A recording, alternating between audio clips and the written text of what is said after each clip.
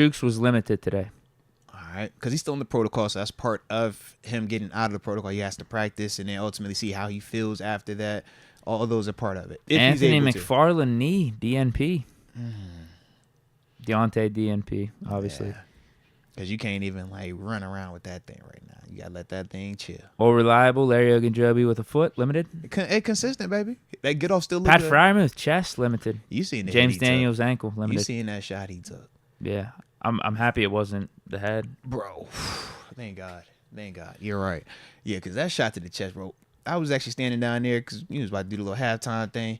And, man, when he hit that, the boy hit Pat, I was like, Lord, is that really what it sound like down here? I got nervous, Deke. I ain't going to lie to you, bro. I backed up 2 steps. I was like, bro, I don't even want y'all to just mix up and just accidentally hit me. I'm scared. On the Brown side, though. Tell me something good. Shelby Harris, DNP. Okay. There's a bunch of guys at DNP, but non-injury related, like Miles Garrett, was that Cooper, for and Wednesday or was it Thursday for them still? This is Thursday. Okay. Ika, DNP. Oh, I forgot they got him. Juan Thornhill, and that was a foot injury. Juan Thornhill, safety, calf DNP. Okay. And Jedrick Wells, foot, limited. Yeah, he gonna need some extra over there. That foot ain't gonna help him at all. Limited or healthy. Highsmith coming. Okay? Highsmith is coming. But yeah, I guess back to the question, how we feeling about the O-line? This week, not the best. Just because we're shuffling our tackle position potentially if Chuks isn't available. And I'm going to potentially have a rookie at one spot making his first start, and I'm going to have Dan Moore making his first start in the NFL at right tackle versus Myles Garrett and Zadarius Smith. Yeah, I'm over here. If that's the lineup, man, it becomes even more so on Matt Canada because you don't want to put either one of those guys in those particular situations and have them isolated. 4 quarters, you want to minimize, their exposure as much as possible. And the way you do that is line movement, bunches, shifts, having guys line the C area. We would see how they were doing that at times to TJ. In terms of the Niners last week, you would look, George Kittle would line up over there. They would put the bunch over there. They would have some type of misdirection going over there. And TJ still got his numbers. But they were doing different things, giving them different looks to ultimately take some of the pressure off of their right tackle. And you could do that real easier for them because they had Trent on the other side. For us, we're not really going to have that luxury potentially if, those are the odds we got to go out there with. So, yeah, it really becomes more so on Matt Canada's just pre-snap stuff and moving the pocket post-snap to ultimately protect Kenny and those veins. And they usually lean on that run game, too. Whenever it's a team with a great pass rush where you got guys that their front is really aggressive and really dominant, you run at it. You make those dudes play the run. And you make them play the run. And then when you want to take a shot, you max protect that thing. And you got to be, pick your spots when you take your shots. Don't let your pride get you hurt. But that's, how I feel about the O-line right now if we're not going to have Chuks specifically this week. D. Harris, how do I feel about the O-line? Because that's my perspective. I like the dynamic, though. You know that? We'll figure it out. Darnell's another dude that's going to help out. Well, yeah, I think it's one of those things. Like, in general, we're going up against a much lesser front seven. Mm-hmm. Because not only did the Niners have the edge with Bosa, now they didn't really have like an elite second tier guy. Mm-hmm. Browns got Myles Garrett. They also got Zadarius Smith, who's not bad in and of his own right. But everything on the interior is way, way lesser than what we just went up against for the 49ers. So I'm thinking it goes back to what TG was saying. Let's run it, neutralize the edge guys from trying to go in there and tee off on Pickett. And, we'll make it work. I'm sure we'll get some help from Darnell here or there. On the edges. Obviously, probably more on the left side with Garrett. Yeah. And because Broderick is the rookie.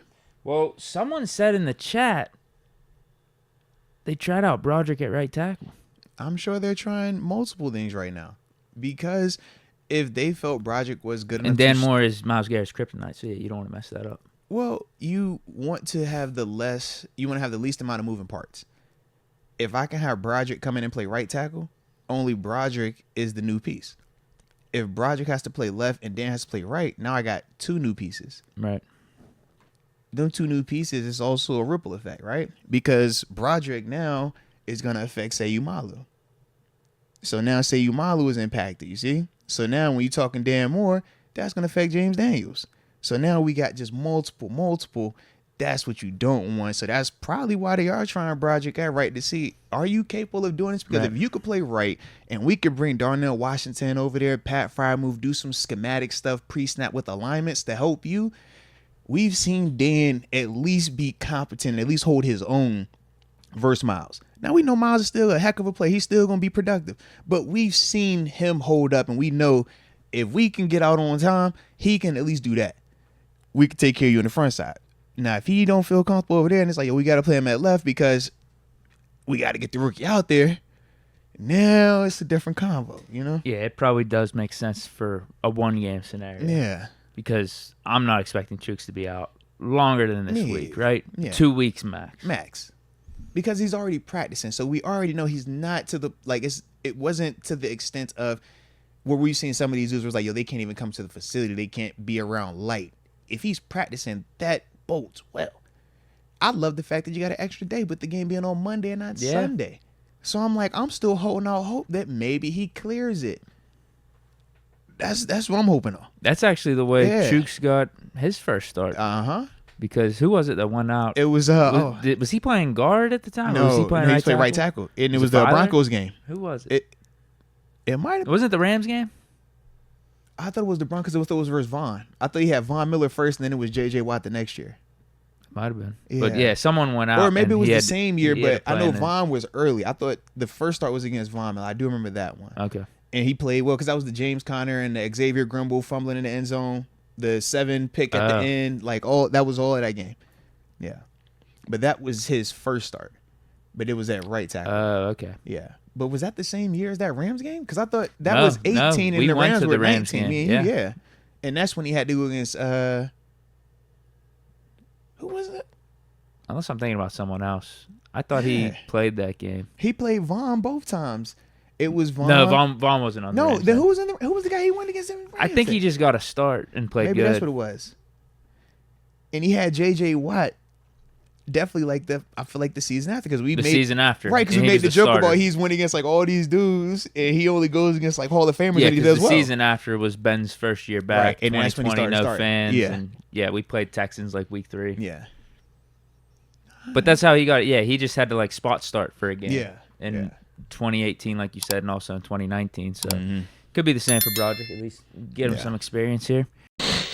Today's show is brought to you by DraftKings Sportsbooks. You know, the #1 rated sportsbooking app. Not only are they safe, but they are secure and they are reliable.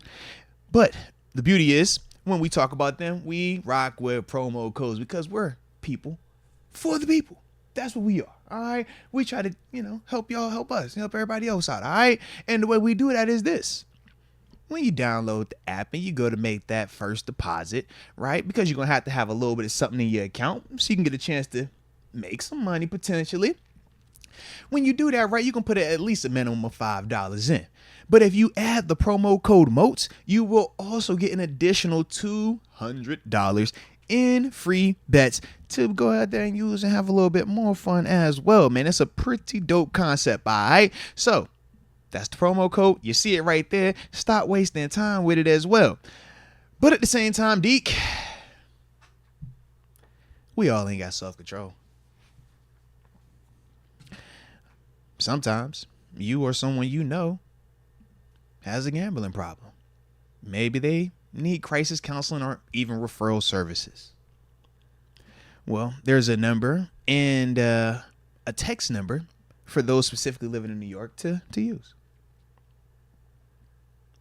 But for everybody else, there's a number you could dial. And that number is 1-800-GAMBLER.